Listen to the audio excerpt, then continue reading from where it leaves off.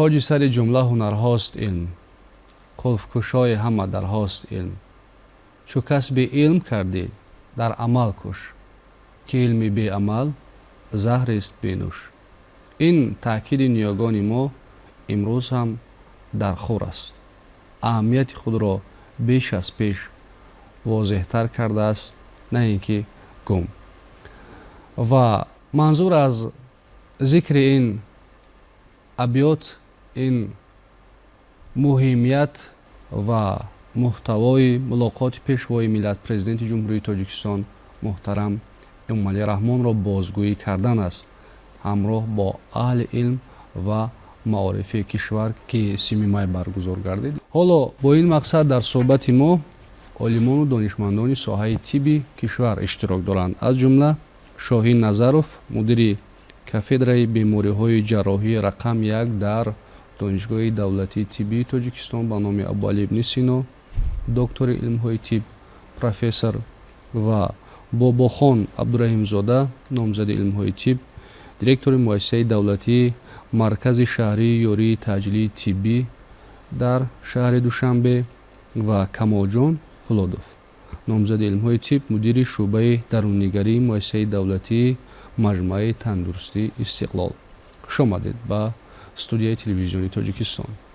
بسیار خوب است که چون در برای مهمیت و محتوای ملاقات پیشوای ملت با اهل علم و معارف کشور در آغاز صحبت کردیم، برنامه نیز در همین خصوص آغاز شود. مرحمت. چنان که اهل علم و جامعه کشور آگاهند، 3 مای سال روان پرزیدنت جمهوری تاجیکستان پیشوای معظم ملت محترم امامعلی رحمان با اهل علم و معارفچیان کشور ملاقات نمودند. ملاقات پیشوای معظم ملت با اهل علم این یک رویداد بزرگ در علم در زمان معاصر با فعالیت کار و زندگی کارمندان علم و عالمان معارفچیان کشور یک تکانی بزرگ بود، زیرا پیشوای معظم ملت پرزیدنت جمهوری تاجیکستان محترم امامعلی رحمان در هر یک واخوری‌هایی که با اهل علم و معارفچیان کشور واخوری میکردند، در رشد علم و دورنمایی آن مسئله ها و مشکلات هایی که در فرجام ساحه علم و معارف بررسی میگردیدند و مسئله ها و مشکلات ها را بررسی نموده و اهل علم و معارفچیان دستور سپارش ها برای بهبود و سطح صفت خدمت رسانی ساحه علم و معارف دستور داده و برای به بالا رفتن ساحه علم و معارف تاکیدهای مشخص میدادند. چطوری که پرزیدنت محترم تاکید کردند، حکومت جمهوری تاجیکستان علم را یکی از عامل‌های رشد کشور، عامل‌های اساسی رشد کشور به نوبت گرفته و عالمان را ذخیره‌های بزرگ ذهنی جامعه دانسته برای بهتر گردیدن سطح صفت خدمت رسانی و همه‌جانبه پیشرفت بهتر نمودن شرایط اجتماعی کارمندان ساحه یک قطار امکانیت‌ها به میان آورد. از آن جمله در حقیقت حکومت جمهوری تاجیکستان جهت بلند برداشتن منزلت علم، از آن جمله عالمان دانشمندان، اهل معارف و زیایانی که با ایجادکاری در جامعه کردن، از نگاه اجتماعی، معنوی و مالیوی چاره‌های میسر اندیشیدن که این باعث پیشرفت علم در جامعه کشور می باشد. عصر 21 این عصر سرعت، عصر گلوبالیزاسیا، عصر تکنیکا، عصر تکنیکایی پیشرفت اطلاعاتی، اینواسیونی در همه سمت‌های گوناگون علم عصری هست که با تکنولوژی پیشرفت تلکمونیکاسیونی به شمار می رود و در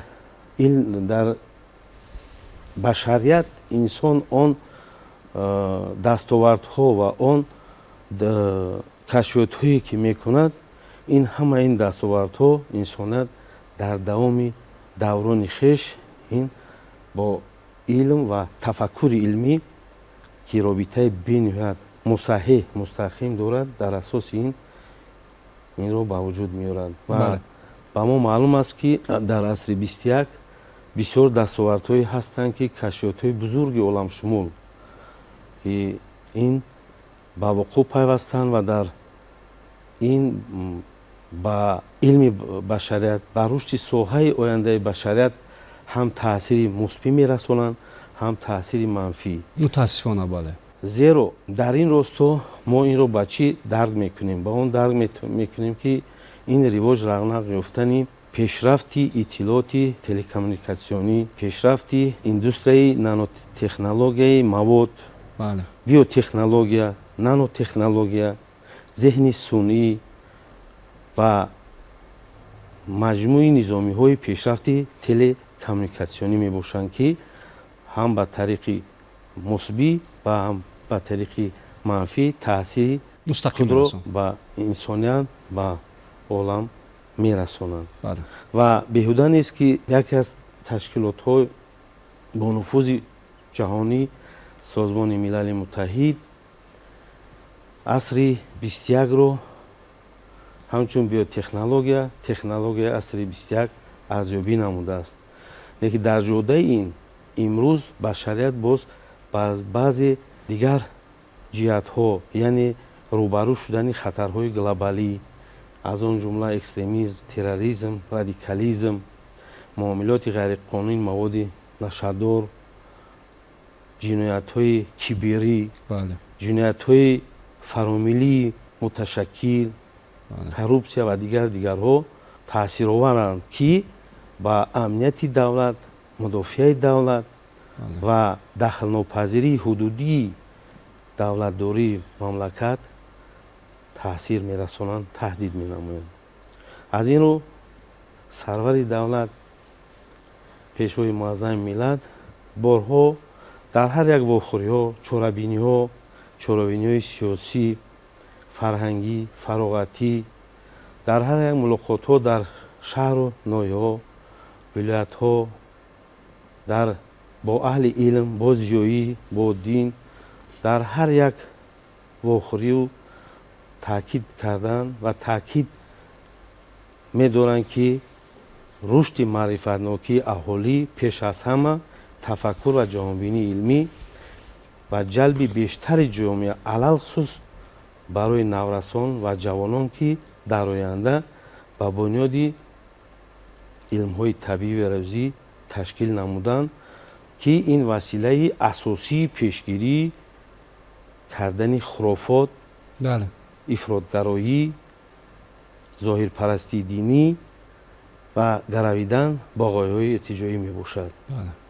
ин садо барои мо олимон, маорифчиён ҳастанд. ва як шеъри бузургон ҳаст ки аз синни хурдӣ дар алифбо қайд шудааст ва беҳуда нест ки дар алифбо қайд шудааст. гӯянд маро чу зод модар, пистон ба даҳан гирифтан омӯхт, шабҳо бари гаҳвораи ман бедор нишастан нуфтан омӯхт. ин маънои шеъри бузургон дар он аст ки олимон, мураббиён, маорифпарварон, касе ки бошем набошем, якин мураббии мо, олими мо, омӯзгори мо, ин модари мо аст, модари бузург аст ки дар ҳамин шеър шабоҳат додааст. пистон ба даҳан барои шир гирифтан, ба зиндагӣ, ба пеш рафтани кӯдак ва рушд намудани ҳамун кӯдакро нишон медиҳад. аз қадимулайём бузургони мо ба кадом марҳилаҳо аз даври батнии кӯдак, тифл то таваллуд, рӯзи якуми таваллуд, баъди таваллудӣ, баъди ба наврас расидан, ҷавонӣ ва ба балоғат расидан, ҳар як марҳила ба худаш як даври омӯзиш дорад. ва аз даври тифлӣ агар даври омӯзиш нарасад, аллакай ба худи кӯдак таъсири манфии худро ҷамъият мерасонад. ташаккури зиёд. воқеан ҳамин тавр аст. пешвои миллат ҳам борҳо як ҷумлаи зеборо ба кор мебаранд ки танҳо маърифат аст, илм аст, дониш аст ки пеши роҳи ҷаҳолатро мегирад. ва он чизе ки шумо гуфтед ки дар ҷаҳони аз як тараф гуфтугӯи тамаддунҳо аст, аз ҷониби дигар бархурди манфиатҳо аст, танҳо баланд бардоштани маърифат, нақши илм дар ҷомеа метавонад ки ҷомеаро ба дастовардҳо ноил гардонад, ба пешрафт раҳнамун созад. ва шумо бевосита корманди соҳаи тиб ҳастед, мутахассис ҳастед, нафароне ҳастед ки ҳама рӯза дар соҳаи тиб бо беморон бо истифода аз технологияи муосир корбарӣ мекунед, сару кор доред. ва таҷрибаам нишон медиҳад ки ягона соҳае ки ё ки аз ҷумлаи соҳаҳое ки дар ҷумҳурии Тоҷикистон пайванди илм бо амалия бештар ба назар мерасад, ҳамин соҳаи тиб аст. хуб ба фикри шумо ҳамин имкониятҳо дар соҳаи тандурустӣ аз куҷо сарчашма мегиранд? аз куҷо замина мегиранд? боиси тор аст ки дар даврони истиқлолияти давлатӣ миллати тоҷик таҳти роҳбарии асосдорони сулҳу ваҳдати миллӣ, пешвои муаззами миллат президенти ҷумҳурии Тоҷикистон муҳтарами Эмомалӣ Раҳмон ба истифода аз заковати вало ва хиради азалӣ дастовардҳои беназири арзишманд дар соҳаи тандурустӣ сазовор гардидааст. ва соҳаи тандурустӣ ба ҳамаи мо маълум аст ки яке аз самтҳои афзалиятноки соҳаи сиёсати иҷтимоии давлати Тоҷикистон буда, дар даврони истиқлолияти давлатӣ басо ба маром рушд карда ба пешравии назаррас ноил гардидааст. ва роҳбарияти олии давлату ҳукумати ҷумҳурии Тоҷикистон ҳанӯз аз солҳои нахустини соҳибистиқлолӣ то ба ин давр барои рушди соҳаи тандурустӣ бениҳоят ва ҳифзи иҷтимоии аҳолии ҷумҳурии Тоҷикистон танзими фаъолияти соҳа ва таҳкими пойгоҳи моддию техникӣ ва самтҳои афзалияти ҳамаи тадбирҳои заруриро амалӣ ва дар марҳилаи кунунӣ тақвият ёфта истодаанд. пешрафт ва муваффақияти асосии соҳаи тиб ин зери сиёсати оқилона ва хиратмандонаи дурандешонаи пешвои муаззами миллат аст ки рушди соҳаи тандурустӣ марҳила ба марҳила, сол ба сол тараққӣ карда истодааст. ва дар даврони собистиқлолӣ роҳбари давлат, пешвои муаззами миллат бештар аз 34 маротиба дар маркази шаҳру вилоятҳо, ноҳияҳо бо кормандони соҳаи тиби мамлакат вохӯриҳо гузарондааст ва ба онҳо масъалаҳои мушкилотҳо дар соҳаи тандурустӣ, масъалаи вобаста ба солимии ҷомеа, тандурустии модару кӯдак, ҳуқуқ ва адолатии иҷтимоии шаҳрвандон ва дигар мушкилотҳои ҷойдоштаро вохӯрӣ гузаронда ва ба масъулин дастурҳо супоришҳои мушаххас доданд ки дар оянда рушди соҳаи тандурустӣ беназир бошад ва бе ягон мамоният ба мардуми кишварамон ва шаҳрвандон хизмати аввалиндараҷаи тиббӣ ва иҷтимоӣ расонад. ва бинед ки агар ба цифр ба қиёфа назар афканем, то давраи соҳибистиқлолӣ дар ҷумҳурии Тоҷикистон агар муассисаҳои тандурустии табобатӣ 2862 сифр бошанд, дар даври истиқлолият ин сифр 5116 адад расидааст. ин аз чӣ шаҳодат медиҳад? Ин аз соҳибистиқлолии давлати соҳибистиқлоламон ки роҳбари муаззами миллатамон президенти ҷумҳурии Тоҷикистон саъю кӯшишро ба ин соҳаи бениҳоят афзалиятнок соҳаи тандурустӣ додаанд. маврид ба зикр аст ки барои чунин омода намудани мутахассисони пуртаҷриба дар соҳаи тиб борҳо мана донишкадаи донишгоҳи давлатии тиббӣ ба номи Абдулла ибн Сино ки бинои нав 1 сентябр ифтитоҳ карданд. ҳамчун бинои асосӣ ва мавриди баҳробардорӣ қарор дода шуд. Ва пас мо табибони ояндаи кишворро месазад, ки барои расидан ба дастовардҳои баландтарини соҳаи тиб саъю талош намуда, пеш аз ҳама муаррифии тиби халқи тоҷикро дар саҳи байналмилалӣ ба мисли файласуфи табиби тоҷик Абуалӣ Сино саъю талош намуда ба саҳи байналмилалӣ мо тиби тоҷикро нишон диҳем. Ва ҷиҳати ободию озодии сарзамини биштозоро саъю талош намуда саҳмгузор.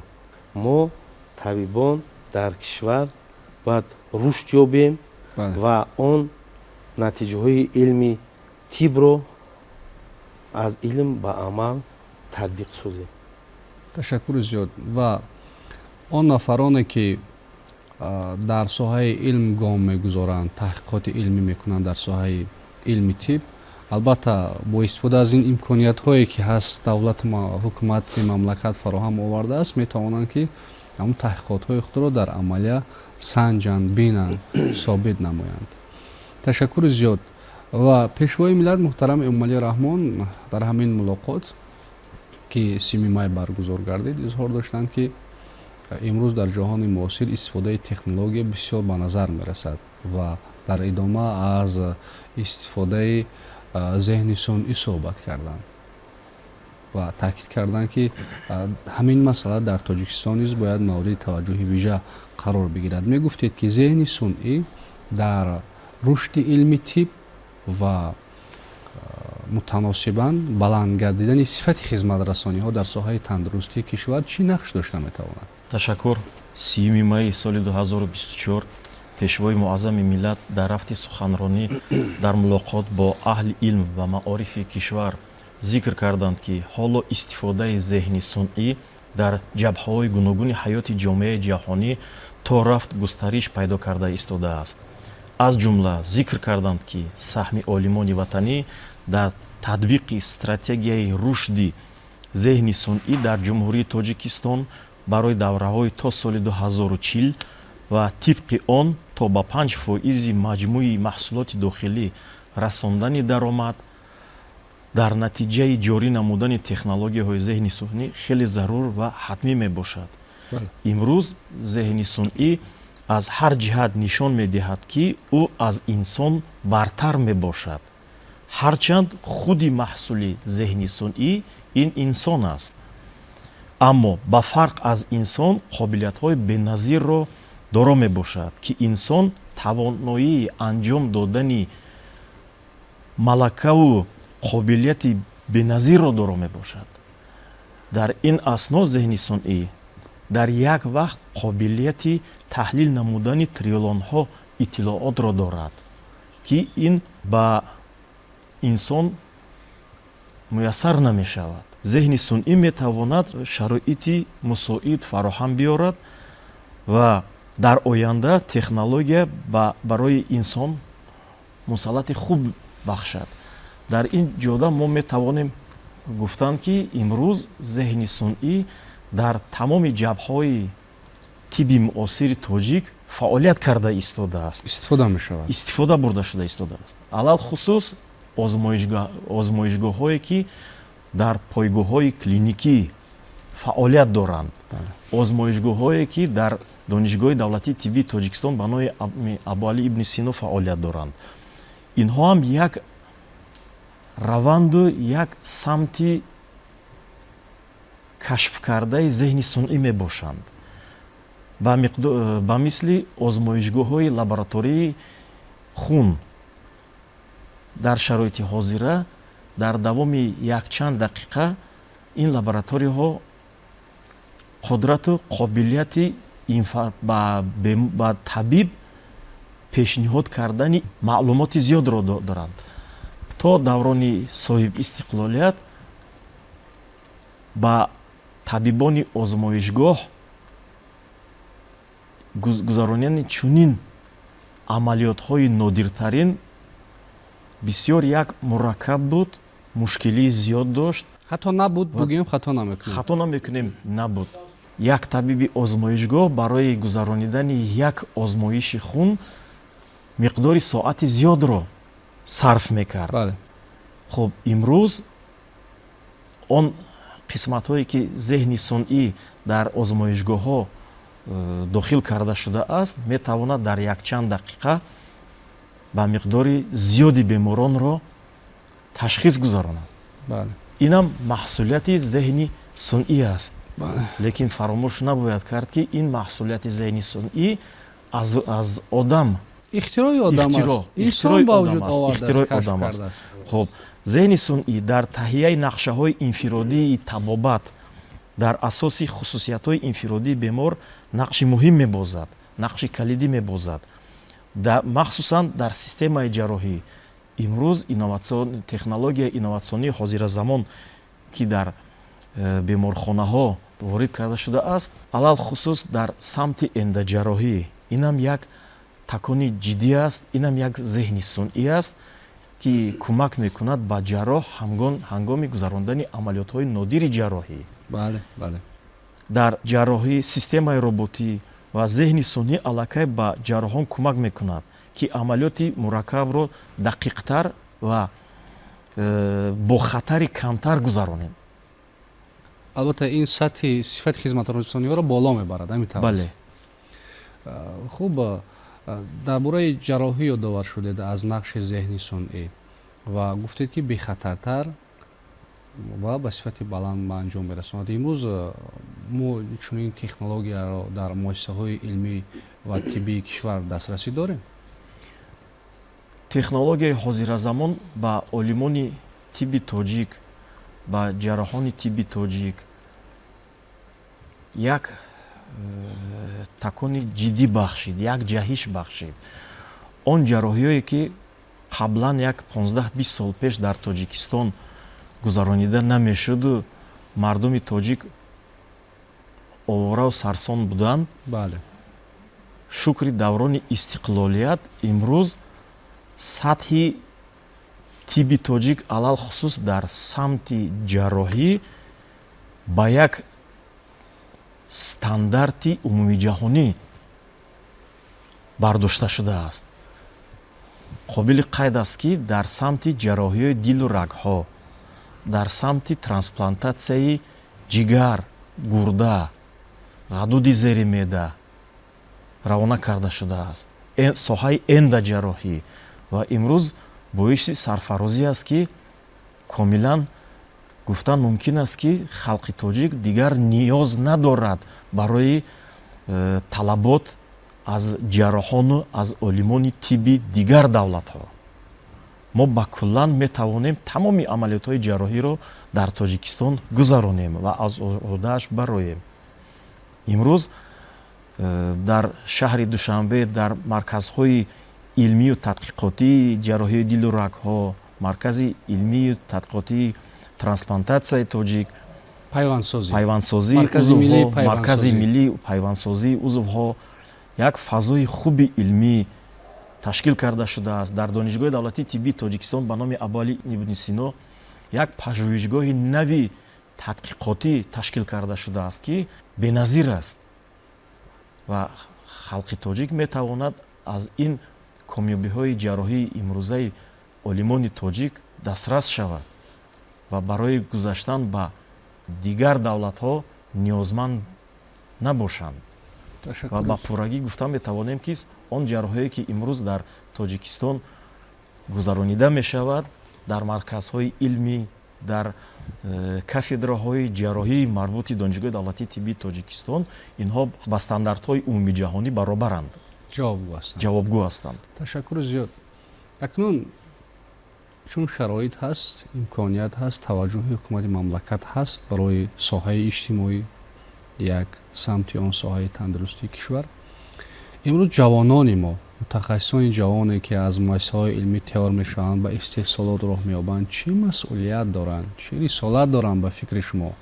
яъне ҳамин имкониятҳоро ғолибан истифода баранд самаранок ба маврид ҳамин тавр нест ва тавонанд ки ҳамон гуна ки изҳор доштед ба рушди илми тибби тоҷик таъсири мусбат расонанд ва ҷаҳишнок рушд диҳанд илми тибби тоҷикро. он пойгоҳое ки аз тарафи донишгоҳи давлатии тиббии тоҷикистон ба номи Абали ибн Сино дар шаҳри Душанбе ташкил карда шудааст, метавонад як такони хуби илмӣ, як маҳзани илмӣ шавад, ки ҷавонони болаёқатманд аз ин истифода баранду дар худи пойгоҳҳои клиникии ҷумҳурӣ аз раванди илми муосир истифода баранду дар болои худ кор ва фаъолият кунанд ва фардо мутафаккиру олими барҷастаи илми тибби тоҷик шаванд.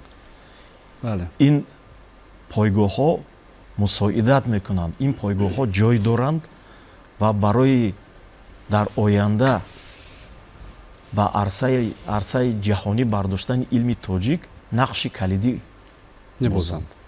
ташаккури зиёд. дар мулоқот пешвои миллат муҳтарам Эмомалӣ Раҳмон ҳам аз дастовардҳо ёдовар шуданд ва ҳам интиқодҳои бисёр ба маврид ҳам доштанд, ки ин интиқодҳо аз нуқтаи назари аксарияти донишмандони олимон ба интиқодҳои ғамхорона буданд ва ба рушди илми тоҷик дар маҷмӯъ бисёр як такони ҷиддӣ бахшиданд.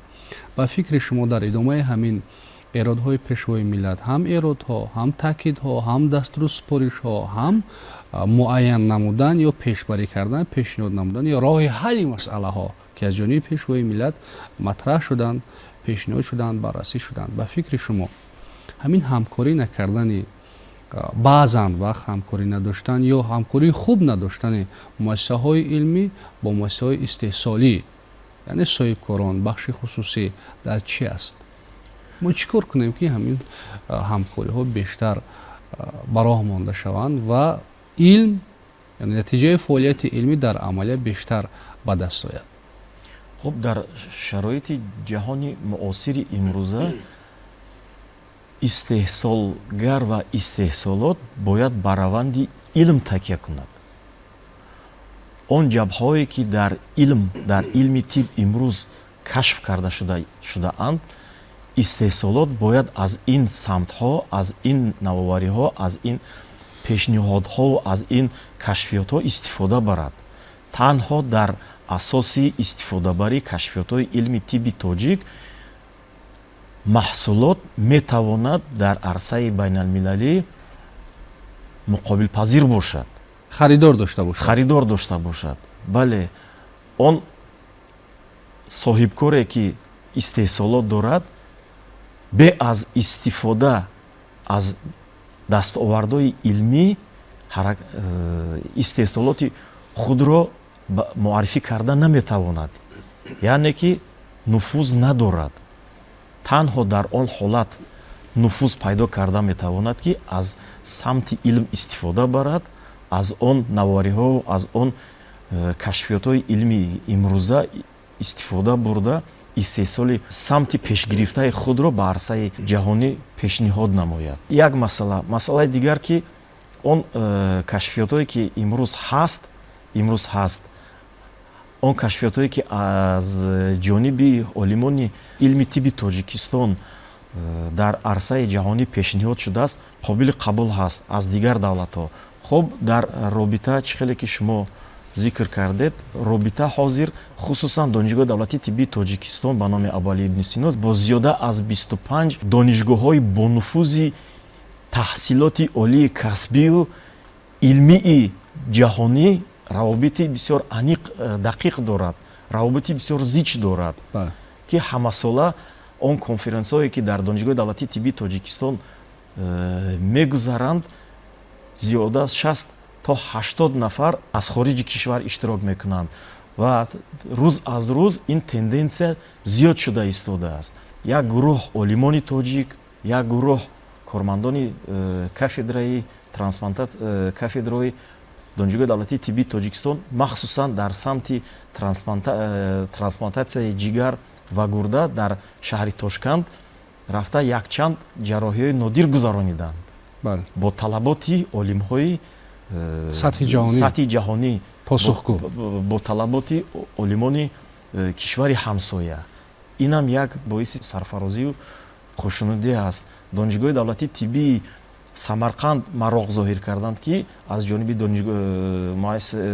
ихтисосмандони Донишгоҳи давлатии тиббии Тоҷикистон дар самти трансплантатсия омада якчанд амалиётҳои ҷарроҳии иваз кардани ҷигару гурдаро ба роҳ монанд. Инам як такони ҷиддӣ аст боз барои самти ҳамкорӣ бо кишварҳои ҳамсоя. ташаккури зиёд. Ҳама ин аз дастовардҳои шаҳодат медиҳад. Марҳамат. қайд кардан мумкин аст, ки илм беамал намешавад. бале бале дар ҳақиқат дар муассисаҳои тандурустии пойтахт ҳар кафедраҳои донишкадаву донишгоҳҳои тиббӣ фаъолият доранд. аз он ҷумла дар муассисаи давлатии маркази шаҳриёрии таҷлили тиббӣ кафедраи ҷарроҳии умумӣ ба номи Каримхон Қурбонов фаъолият доранд. аз донишкадаи таҳсилоти кормандони баъдипломӣ кафедраи ҷарроҳии умумӣ фаъолият доранд, ки дар онҳо ҳам донишҷӯён, ҳам аспирантҳо, ҳам ординаторҳои клиникӣ таҷрибаомӯзӣ, ҳам илм меомӯзанд ва табибони интернаҳо аз тарафи донишгоҳи давлатии тиббӣ ба номи Абуалӣ ибн Сино ба мо пешниҳод шуда дар давоми фаъолияти таҷрибаомӯзиашон дар давоми 1 сол таҷриба меомӯзанд. инчунин коллеҷҳои тиббӣ, якчанд коллеҷҳои тиббӣ, ки бо созишномаҳо омада умуман муассисаи давлатии маркази шаҳрии ёрии таҷлили тиббӣ барои тамоми муассисаҳои таълимӣ, муассисаҳои давлатии таълимӣ, муассисаҳои хусусӣ дарҳои кушода аст. ҳамчун таҷрибаомӯз омада таҷриба меомӯзанд. ва дар ин ҷода кафедраҳое ки дар худи муассиса фаъолият мекунанд дар якҷоягӣ дар амалия бо ҷарроҳиҳои мураккаб ва нодиртарин, ки дар муассиса гузаронида мешавад, иштирок менамоянд ва дар маслиҳати якдигар ба тариқи гӯем консилиум дар ҳар як ҷарроҳӣ амалиётҳои гузарондашуда ба мутахассисони ҷавон нишон медиҳанд ва иштирок менамоянд. марҳила ба марҳила мо муассиса ба дигар муассисаҳои берун аз хориҷи кишвар созишнома баста истодааст, ки ин бо дастгирии ҳукумати ҷумҳурии Тоҷикистон алахсус вазорати тандурустӣ ва ҳифзи иҷтимоии аҳолии ҷумҳурии Тоҷикистон аст ва инчунин аз тарафи риёсати тандурустӣ ба мақомоти иҷроии ҳокимияти давлатии шаҳри Душанбе ба таъмин намудани дастгоҳҳои муосири тиб, дастгоҳи эндоҷарроҳӣ, маҷмӯи дастгоҳи эндоҷарроҳии урологӣ, ки солҳои охир 3 соли охир ба муассиса баррасӣ гардид, таъмин гардид ва айни ҳол онҳо мавриди қарордод барои гузарондани амалиётҳо мавриди коркард қарор доранд.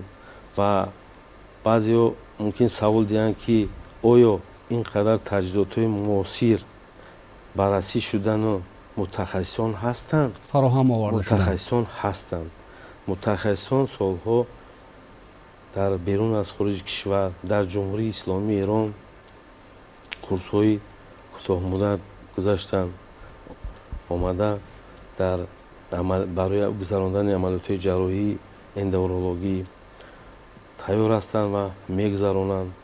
ба наздикӣ бо дастгирии вазорати тандурустӣ ва ҳифзи иҷтимоии аҳолии ҷумҳурии Тоҷикистон ва раёсати тандурустии шаҳри Душанбе 3 мутахассиси мо аз ҷумла бо мутахассиси соҳаи беҳисгардонӣ ба ҷумҳурии исломии Эрон ба муддати курси кӯтоҳмуддат барои таҷрибаомӯзӣ равона карда шуд ва аз он ҷумла 2 мутахассиси мо соҳаи урология ба ҷумҳурии исломии Эрон оли мавриди таҷрибаомӯзӣ қарор дорад. муассисаҳои илмӣ ки шумо гуфта гузаштем бо муассисаҳои амалӣ, яъне муассисаҳои тиббӣ дар ҳама ҷабҳаҳо ба ҳаммаслаканд ва дар ҳама мавридҳо ба якдигар бо илму амал ва амалу илм ба якдигар як таҳкурсӣ ба мутахассисони ҷавон бахшида истоданд ки дар оянда чунин мутахассисони пуртаҷриба барои кишвари азизамон тайёр намоянд ва ояндаи тибби тоҷикро дар арсаи байналмилалӣ баланд бардоранд. ташаккури зиёд. Тоҷикистон воқеан як табиати бештосо дорад. Гулу гиёҳҳои зебо дорем. ҳам 4 фаслро метавонем бинем. ҳам дар як фасл метавонем шоҳиди 4 фасл шавем. Барф, хазон, борон, шукуфоӣ. Ва бо ин табиате ки дорем, сарватҳои табиие ки дорем, метавонем як ҷаҳиши бузург бахшем дар самти коркарди гиёҳҳои шифобахш дар соҳаи тибби ҷумҳурӣ. Ва аз ин дидгоҳ метавонад нақши тибби мамлакат дар амалигардонии ҳадафи 4-уми миллии саноатикунонӣ бисёр баланд бошад. хуб, дар ин росто чӣ назар доред? ташаккур барои саволи мубаррам имрӯз.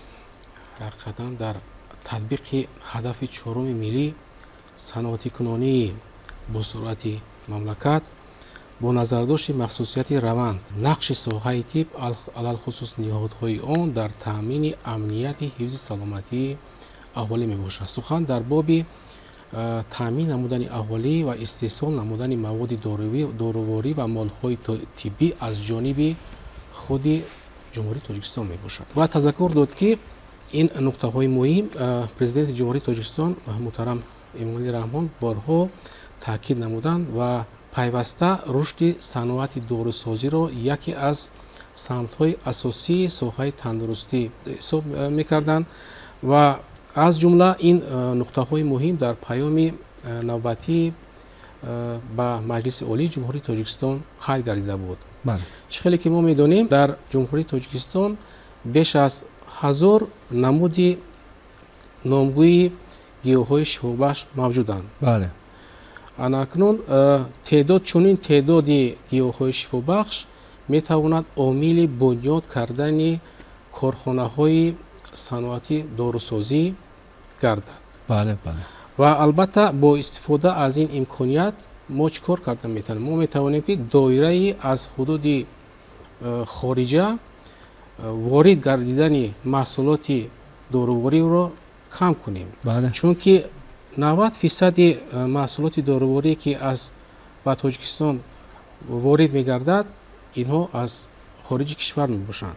яъне аз он имкониятҳое ки дорем самаранок истифода намебарем. як худ фикр кунем ки як маводи гиёҳи доруворӣ метавонад аз як ду намуди гиёҳи доруворӣ якчанд намуди маводи доруворӣ тайёр кардан мумкин аст.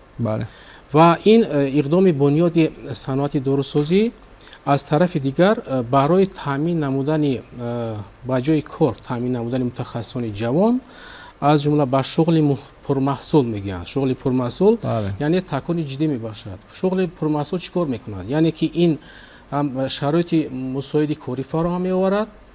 дуюм, талаботи аҳлу оилаи мутахассисро қонеъ мегардонад ва аз тарафи дигар маҳсулоти доруворӣ пурра дастраси аҳолӣ мегардад. ва бояд қайд намуд ки танҳо дар соли 2023 дар ҷумҳурии Тоҷикистон 57 корхонаҳои ватанӣ беш аз 560 намуд молҳои тиббӣ, маводҳои доруворӣ ва молҳои тиббӣ истеҳсол намуданд. дуюм масъала, ин масъала барномаи рушди саноати дорусозӣ барои солҳои 2021-2025 мебошад ки тамоми ӯҳдадориҳо, мушкилиҳо ва роҳҳои ҳалли онҳоро бояд таъмин созад. мақсад аз таҳияи барнома пеш аз ҳама дар таъмини рушди устувори саноати дорусозӣ, дастрасии он ба аҳолӣ ва ҳам дастрасӣ ва ҳам маводҳои доруворӣ ва молҳои тиббии хушсифат мебошад. ва дар чӣ хеле ки қайд карда будем, дар вазъи ҳозираи сиёсӣ, масалан агар интиқоли як маводи доруворӣ аз як давлат ба давлати дигар каме маҳдуд шавад, албатта ин таъсири он дар ҳудуди Тоҷикистон ҳам низ бетаъсир намемонад. барои ҳамин бо назардошти дарки муҳимияти ҳамин вазъ, президенти ҷумҳурии Тоҷикистон дар паёми навбатиашон ба вазоратҳои саноати технологияи нав, ба вазоратҳои тандурустӣ ва ҳифзи иҷтимоӣ супориш дода ки бунёди чунин таъсис додан ва ба кор андохтани чунин корхонаҳои саноати дорусозӣ ва ҳамчунин зиёд намудани ҳаҷми маҳсулоти дороворӣ тадбирҳои мушаххас андешанд. бале ташаккури зиёд. ва изҳор доштед ки вақте ки мақсад ҳангоми интиқол додан, ҳангоми ворид кардан, содир кардани ин ё он номгӯи маҳсулот вақте ки канда мешавад, маҳдуд мешавад, ин албатта як мушкилӣ дар ҷомеа ба миён меояд. пешвои миллат низ доим дар ин хусус таъкид мекунанд, аз ҷумла аз кандашавии занҷираҳои анъанавии таҳвили молу маҳсулот. ва меоянд дар ҳамин росто сари мавзӯи ё ин масъалаи дастдигар набудани насли ҷавон, дастдигар набудани ҷомеа, дастдигар набудани як давлати мустақил аз субъектони дигари ҳуқуқи байналхалқӣ. пешвои миллат дар ҳамин мулоқот дар фарҷоми суҳбат аз забономӯзии ҷавонон таъкид карданд, аз илмомӯзии ҷавонон таъкид карданд ки дастдигар набошанд. хуб, ба ин масъала боз бармегардем. саволи навбатӣ, саволи матраҳ ин аст ки мавҷудияти паркҳои технологӣ, ташхисгоҳҳои муҷаҳҳаз бо таҷҳизоти муосир дар амалӣ гардидани назарияҳои илмӣ дар соҳаи тиб дар амалия чӣ нақш мебозанд ё чӣ имкониятро фароҳам меоранд? тавре ки ба ҳамагон маълум аст, президенти ҷумҳурии Тоҷикистон муҳтарам Эмомалӣ Раҳмон зимни суханронии хеш дар мулоқот бо аҳли илм ва маориф аз 30 майи соли равон таъкид намуданд ки бо мақсади вусъатбахшӣ ва ихтироъкориву навоварӣ Қонуни Ҷумҳурии Тоҷикистон дар бораи парки технологӣ қабул гардидааст. ва айни ҳол дар назди муассисаҳои олии касбии кишварамон зиёда аз 24 парки технологӣ амал менамояд. яъне кадом вазифаҳои асосиро парки технологӣ бояд иҷро кунад? якум ин дар истеҳсолот татбиқ намудани натиҷаҳои корҳои илмӣ. дуюм ҳавасмандкунии қобилияти зеҳнӣ ҷиҳати татбиқ намудани ин технологияи нави самарабахш дар амалия. сеюм ин мавриди истифода қарор додани он технологияе ки аз хориҷи кишвар ба мо мебиёяд ва онро бояд мо мавриди истифода пурра қарор диҳем. ва чорум ин роҳандозӣ намудани ба такмили ихтисоси кормандон ва мутахассисони ин соҳа. албатта барои он ки натиҷаи таҳқиқотҳои илмӣ дар амалия татбиқ шавад, пеш аз ҳама мавҷудияти парки технологии тиббӣ бояд дар ҳар як муассиса бояд бошад. дар робита ба саволи шумо бояд қайд намоям ки яке аз калонтарин муассисае ки бо назардошти талаботи замони муосир бунёд гардидааст, муассисаи давлатии маҷмӯи тандурустии Истиқлол мебошад ки 4 марти соли 2016 бо ибтикори пешвои муаззами миллат мавриди истифода қарор дода шуд ва он бо таҷҳизотҳои муосиртарини нав мувоҷаҳ буда, яъне маҷмӯа бо яке аз технологияҳои нав аз ҷумла бо таҷҳизотҳои ҳозиразамони истеҳсоли нодир гӯем ки дар Осияи марказӣ беназир ва ягона мебошад, муҷаҳҳаз гардонида шудааст ки он технологияҳо муҷаҳҳаз гардонида шуда аз Чин, Амрико, Олмон ва Ҷопон, Россия мебошад ки дастгоҳҳои нодиртарини ташхисӣ ва ҳамчунин табобатӣ низ маҳсуб меёбанд. масалан, ин таҷҳизотҳо метавонад ки дар як вақт ҳам кори табибро осон кунад ва вақтро низ сарфа намояд. ҳам кор ба сифат ба анҷом расонад. кор ба сифат ба анҷом расонида мешавад. бале. дуюм, масалан метавонем як мисолро як мисоли оддӣ, масалан ангиография, усули нави муосири ташхис ва табобати рагҳои хунгард мебошад. бо ин усул метавонад ҳам ташхисро кунем ва ҳам табобати рагҳои хунгардро ба анҷом расонем ва мутахассисони шуъбаи мо аллакай ҳамасола дар шуъбаи ташхиси ангиографӣ ҳамасола аз 1500 то 1800 амалиётҳои табобатӣ аз ҷумла гузоштани стен дар рагҳои хунгарди дил ба анҷом мерасонанд. ва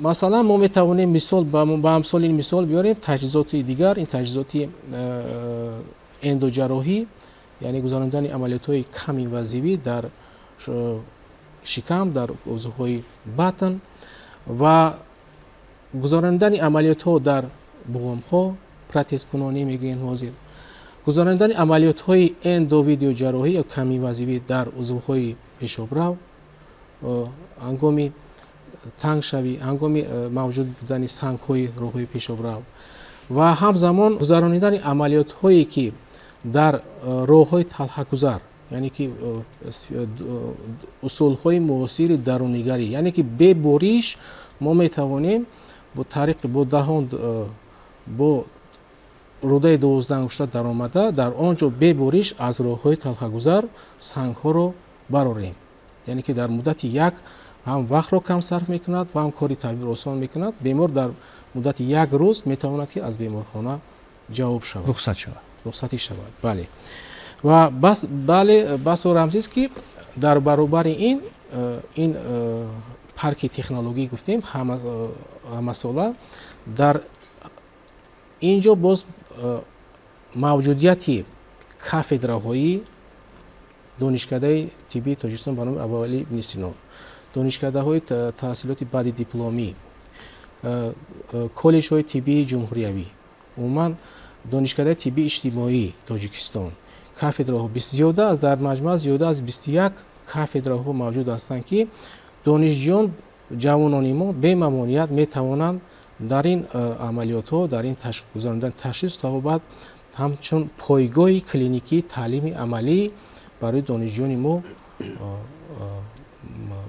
مساعدت کند و از آن دانشجویان ما بهره برداری نمایند. تشکر زیاد. جهان بسیار جهان تیز و تند است و با قول دانشمندان همه با یک زبانی منفیت صحبت میکنند، همه سوبیکت های بین خلقی. پیشوای ملت در همین ملاقات از زیرکی سیاسی، بیداری ملی، هوشیاری، موقعگیری اصولی صحبت کردند، تاکید کردند و در ادامه همین اظهار داشتند که این دنیا این خیلی بنیاد نشده است، ساخته نشده است که کسی یک عمر در این یا آن وظیفه قرار داشته باشد. یعنی شاگرد تیار کردن در کار است که پس از ما کسی دیگر جای ما را عوض کرده تواند. گپ سری یک رسالت بزرگی وارث ساختن می رود، یعنی که اون نسلی که امروز از این امکانیت ها استفاده می برند وارثی همین تمدن بزرگ می شوند، همین تمدن عالم شمول می شوند. پیشوای ملت همین چیز را در نظر داشتند که باید علم آموزند و اون نفرانی که در ساحه علم تجربه دارترند، ثابت قدمترند، این نسل پایانتر را راهنمایی کنند، دستگیری کنند، زبان آموزند، در شاهراه علم راهنمون سازند که همون گونه که میگن شاهراه علم را اگر با استاد قدم زنیم راه یک ساله را در یک روز طی میکنیم، راه 100 ساله را در یک سال طی میکنیم. و پیشوای ملت اصرار داشتن که دستگیری کنیم تا اینکه همین وارثان که این دستاوردهای زمان استقلال که شکر به حدند، به نظیرند، توانند که حمایت کنند، توانند که با نسل‌های از خود بعدتر به آلایش و میراث گذارند. در این راستا چی فکر دارید؟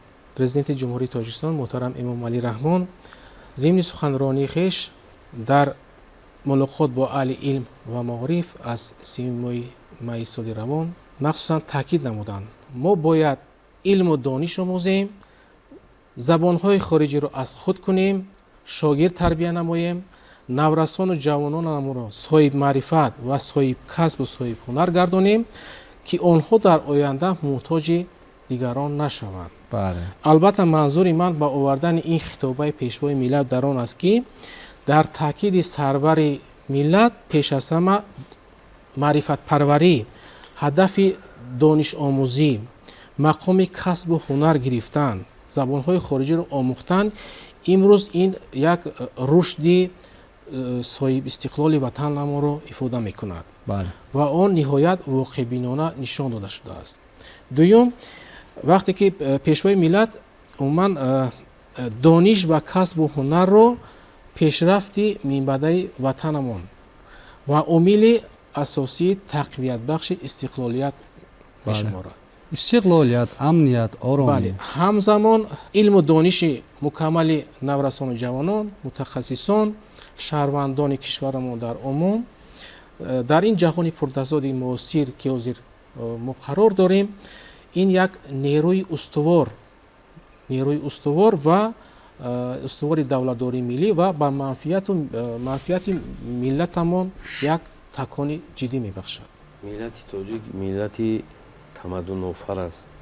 از دوره هخامنشیان و ساسانیان دور علم و در همون دوره دبستان ها گشوده شده بودند و برای علم آموزی، علم و دانش آموختن از همون دوره ها 3000 سالها پیش در کتاب های اوستا گفتار نیک، پیندار نیک، رفتار نیک تقدیم شدگی بود. و یکی از متفکری بزرگی تاجیک فیلسوف ابوعلی ابن سینا در کتابی رساله تدبیری منزلش گفته است که استاد صنعتی حقی شاگرد را تربیه کردن را دارد و استاد باید بداند که نمیتواند به هر شاگرد هر خیلی صنعت را درس داده آموزاند. هر یک شاگرد صنعتی آموختن خود را داند. و در این جاده این متفکری بزرگ در آن دوره ها با مقابل تعلیم انفرادی، بین که در 700 سال پیش تعلیم مقابل انفرادی، این متفکری بزرگ تعلیمی گروهی رو تشکیل کرده است. تعلیمی گروهی، این تعلیمی کلکتیویست، علم دانش که در یک جایگی برای پیشرفت جامعه همون دوره و این رو به نظر گرفته محترم پیشوای معظم ملت در ملاقات خود این رو هم درج کرده است که کتاب اوستا، فارسنامه بلخی و شاهنامه ابوالقاسم فردوسی و خود ابوعلی ابن سینا رساله تدبیری منزل و بینید که از همون دوره همین تدبیر گروهی رو مردم اروپایی گرفته با خود 700 سال پیش کلمه صنفی رو تدبیر کردن و از همون دوره صنف با ما پیشنهاد شده است. امروز در مکتب های تحصیلات میانه صنف 1، صنف 2 رفته، یکی A، یکی B، یکی رفته استودن. یک چیزی رو قید کردنیم که برای چی من مردمی تمدن آفر میگویم، یک مثال عادی که در خودی موردی که یک موضع تاجیکستانی ما محترم پیشوای معظم ملت قید کردن که زمان طالب علمان و مدرسانی بودند که در مدرس های بزرگی منطقه فعالیت میکردند، تعلیم میآموختند که از یکی از موضع های کنگور بودند. این حاجی محمد حسین به نام کنگورتی بود. آن شاعر، خطاط، صحیف، مهرساز، حتی سیاح بودند. باز یک بار قید میکنم که در علم و عمل و تربیه نسل نورست یکم مربی انسان مادر و پدر است. در همون دوره پدری این شخص بزرگ برای تربیه کردن، دانش آموختن، علم آموختن، زبان خارجی را آموختن، دیگر او را به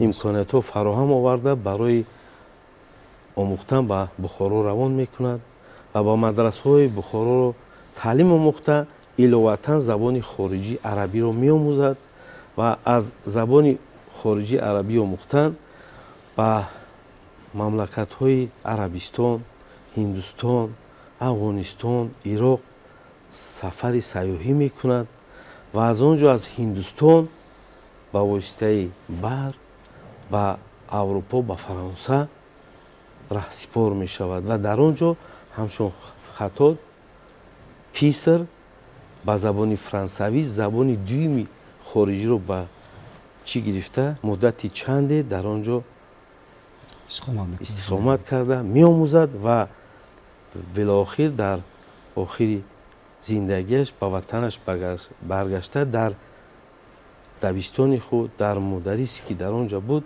ба шогирдони худ барои тайёр намудан дар оянда ба шогирдон дарс омӯзӣ мекунад. ва ман инро боз як бор як қайд мекунам ки ҳақ бар ҷониби пешвои муаззами миллат аст. асосгори сулҳу ваҳдати миллӣ муҳтарам президенти ҷумҳурии Тоҷикистон Эмомалӣ Раҳмон ки устод дар раванди таълиму тарбия ҳуқуқи хато кардан надорад. зеро тақдири насли оянда соз ва пешбарандаи давлати ҷомеа дар дасти уст. агар устод хато кунад ҳамаи чиз баръакс дигар мешавад. бояд зикр намуд ки олиме ки дар самти тиб кор мекунад бояд амал дошта бошад. агар шогирд надошта бошад, амали олим ба ғайр аз кашфиёт ин тайёр кардани шогирди ҳақиқӣ аст. дар он вақт олими тиб эътироф мешавад ки шогирди эътирофшуда дошта бошад. шогирд эътироф пайдо кард, олим ҳам эътироф пайдо мекунад. дар ин ҷабҳа бояд олимони тиб бидуни дигар раванду корҳо диққати махсус барои тайёр кардани насли наврас барои оянда, барои табобати бемориҳо дар оянда бояд камари ҳиммат банданд. сидқан бояд кор кунанд, фаъолият кунанд, то ки тиби тоҷик дар арсаи ҷаҳонӣ рақобатпазир бошад. ва имрӯз пойгоҳҳое ки дар тибие ки дар Тоҷикистон ҷой доранд, донишкадаҳои тибие ки дар Тоҷикистон фаъолият мекунанд, имрӯз дорои пойгоҳҳои клиникӣ барои гузаронидани чорабиниҳои илмию амалӣ сафарбар карда шудааст. нақши устод, нақши олим барои тайёр кардани кадрҳои илмию амалӣ ин нақши калидиро мебозад. мо бояд камари ҳиммат бандем, тайёр кунем ки фардо муҳтоҷи дигар мардум нашавем. саранҷоми ё ин ки хамирмоя ё ин ки ҳаюло маҳаки ҳадафи пешвои миллат аз мулоқот бо аҳли илм ва маорифи кишвар низ ҳамин аст. худ рушд кунем. миллати тоҷик миллати тамаддунофар аст, соҳиб илм аст, соҳиб китоб аст, бо ҳамин чеҳра имрӯз дар ҷомеаи ҷаҳон муаррифӣ шавад. ва имрӯз ки шароит ҳаст, ҳукумат таваҷҷӯҳ дорад, насли наврас бояд дар ин самт пешгом бошад, даст дошта бошад.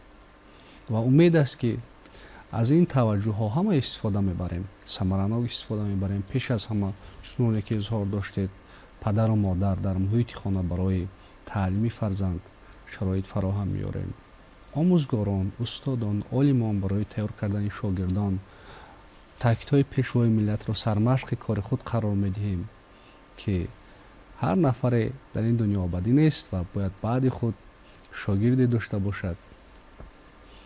ва на танҳо илми тибби тоҷикро дар маҷмӯъ ба ҳамаи илмҳо ба дастовардҳое ноил гардем ки ҳамин чеҳраи воқеӣ, чеҳраи фарҳехтаи шахсиятҳои нодири миллати тоҷик, чеҳраҳои мондагори илми тоҷик ва мисли абуалӣ ибни Сино, Фороби, Умари Хайём, ҳакими Умари Хайём, Абу Абдуллоҳи Рудакӣ ва дигар нобиғаҳое ки дар тамоми ҷаҳон мешиносанд, эътироф мекунанд, саромадони илм ба ҳисоб мераванд, ҳамин чеҳраи аслӣ бозгӯӣ шавад, муаррифӣ шавад.